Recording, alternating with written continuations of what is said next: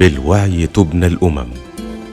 بسم الله الرحمن الرحيم. اهلا بحضراتكم، اهلا بحضرتك سياده اللواء محمد الغباري. شرفت مركز العرب. مركز العرب هو مركز بحثي انشئ عام 2021. له شعار منذ ان دشنا هذا المركز مع مجموعه من الزملاء الباحثين، وهو فكر ثقافه تنوير.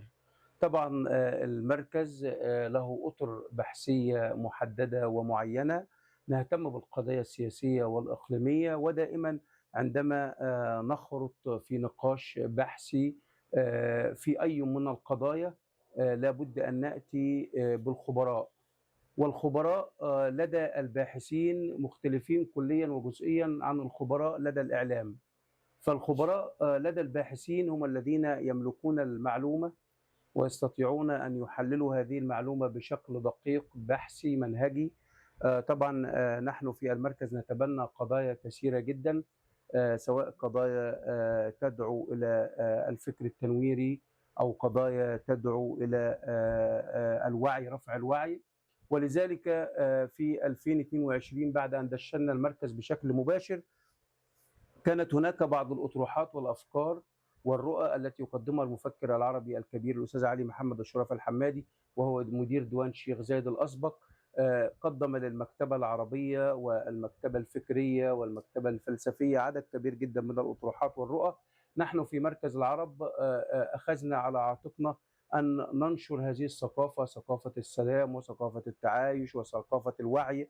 وخاصة أن الأستاذ علي أشرف الحمادي كان لديه مشروع كبير جدا، وهو خريج الكلية الحربية في مصر هنا، وهو لديه امتنان كبير جدا للدولة المصرية والقيادة المصرية، ويعلم ويدرك أهمية استقرار مؤسسات الدولة، وأن الدول التي تبنى على الوعي ويكون الشعب فاهم وواعي معنى المؤسسات ومعنى استقرار المؤسسات لا تسقط أبدا.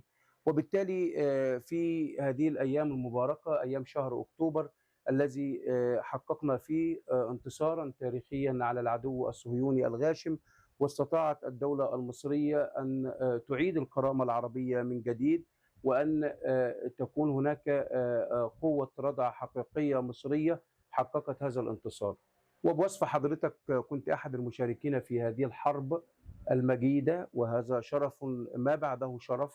لقد حققت الانتصار على العدو في يوم 6 أكتوبر 73، وبالتالي من يحدثنا عن خفايا وأسرار حرب أكتوبر سيادتك، وخاصة أننا في المركز سنأخذ كل ما تقدمه لنا من معلومات ومن أطروحات محل تحليل. لن تمر مرور الكرام، ولن تكون هذه الندوة إلا بداية حقيقية لنشر الفكر الاستراتيجي، وخاصة أن معاليك انخرطت في أعمال عديدة، من مقاتل على الجبهة في حرب 73 إلى خبير استراتيجي، إلى حاصل على دكتوراه، وحاصل على أكثر من تكريم، وحاصل أيضا على قيادة أهم مؤسسة في مصر، من خاصة المؤسسة كلية الدفاع الوطني. هذه الكلية العريقة التي دائما ما تقدم لنا خبراء لديهم ثقافة واسعة ولديهم رؤية واسعة.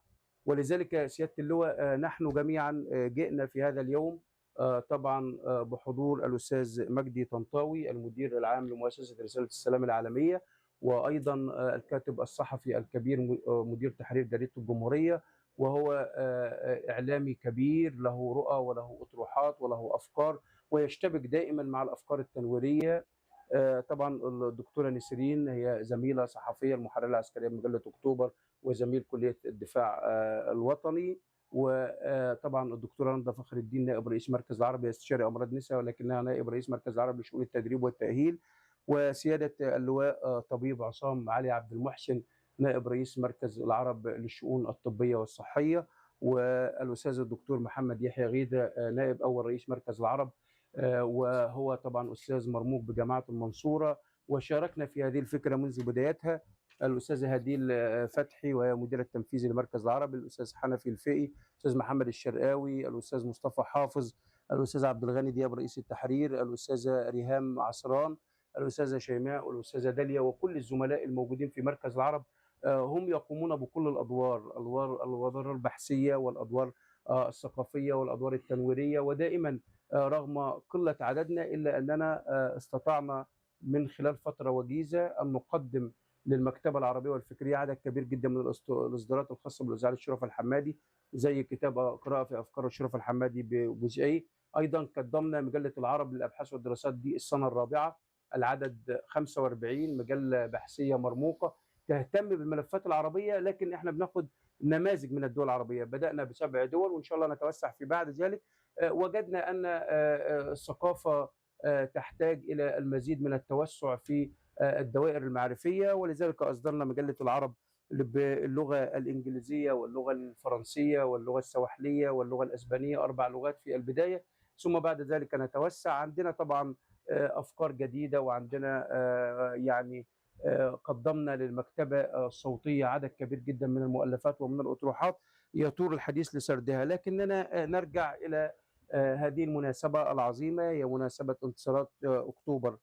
ولذلك سيادة اللواء يعني حضرتك نريد أن تحدثنا عن كيف يرى اللواء محمد الغباري نصر أكتوبر، وخاصة أن معاليك من المشاركين في هذا النصر ومن الذين كنت قريب من صناع القرار في فترات كثيرة جدا من الدولة المصرية.